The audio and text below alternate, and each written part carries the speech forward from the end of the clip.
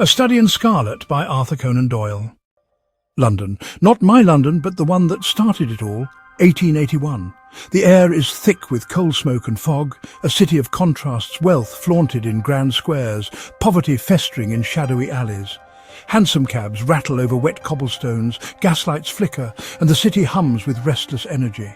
Here, secrets thrive. Respectable gentlemen and desperate criminals walk the same streets, their true selves hidden behind Victorian decorum.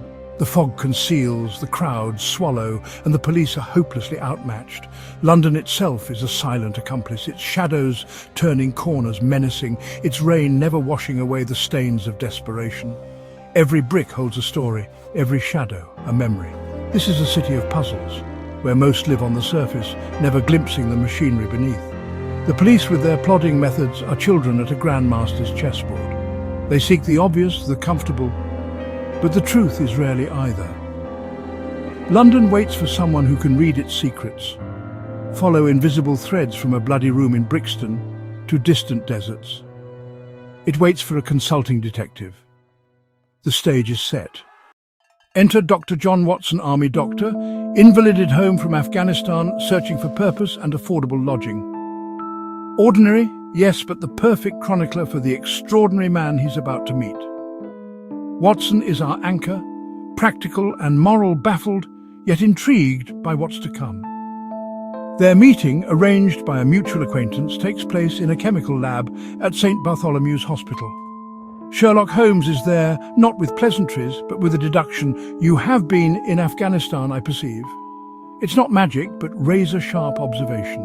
The game is afoot before they've even agreed to share the rent. Baker Street becomes their base home for Watson, laboratory and stage for Holmes.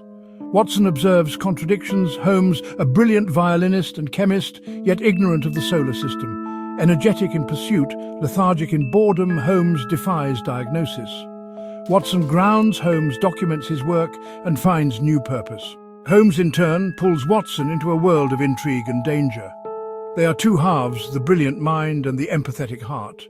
Together, they are unstoppable. Their partnership is forged in necessity, not friendship.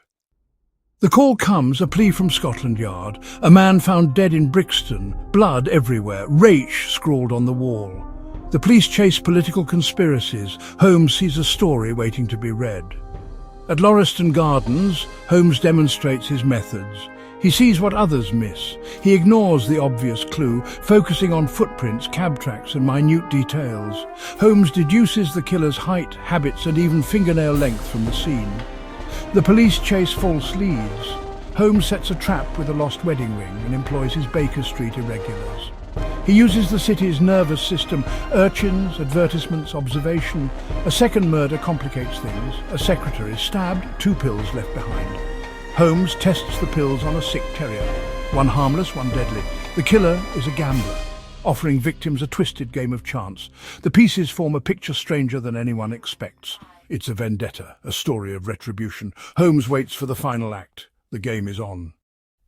Holmes's genius lies in his method, the science of deduction. For him, the world is facts, see them clearly, and the truth emerges. When you have eliminated the impossible, whatever remains, however improbable, must be the truth. He strips away speculation, focusing on cold data. Holmes deduces a man's life from calluses, stains and possessions. He invents chemical tests, catalogues tobacco ash and reads mud like a map.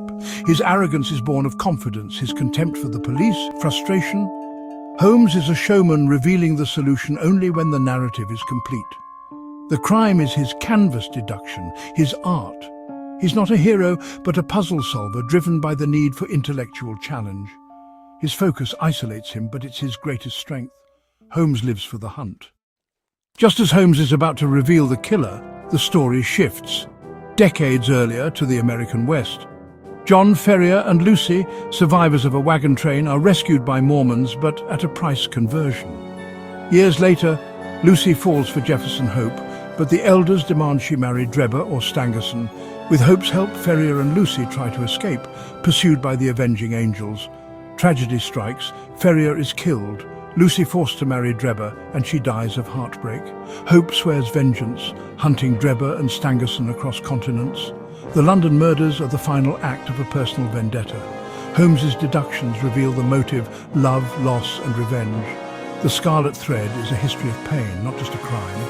To solve a crime, one must understand the human story behind it. The American West is the cause, London the effect.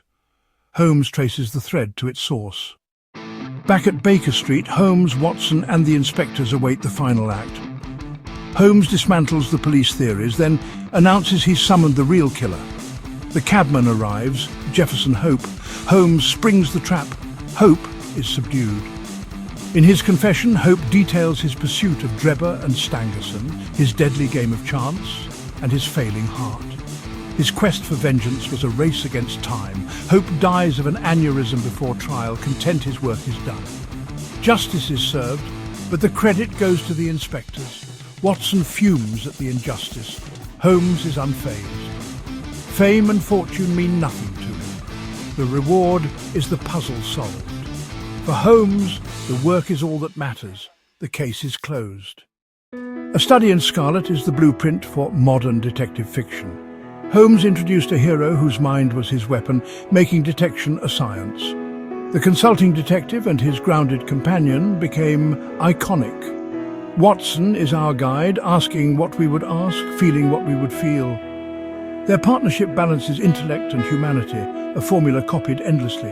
The novel's two-part structure, London mystery and American backstory, elevated the genre. Motive and backstory added psychological depth. Crime became human drama. Holmes became a global icon, the Baker Street legend. The groundwork was laid: deduction, the loyal companion, the unsolvable puzzle. Logic and reason proved as thrilling as adventure. And that, my dear Watson, is anything but elementary.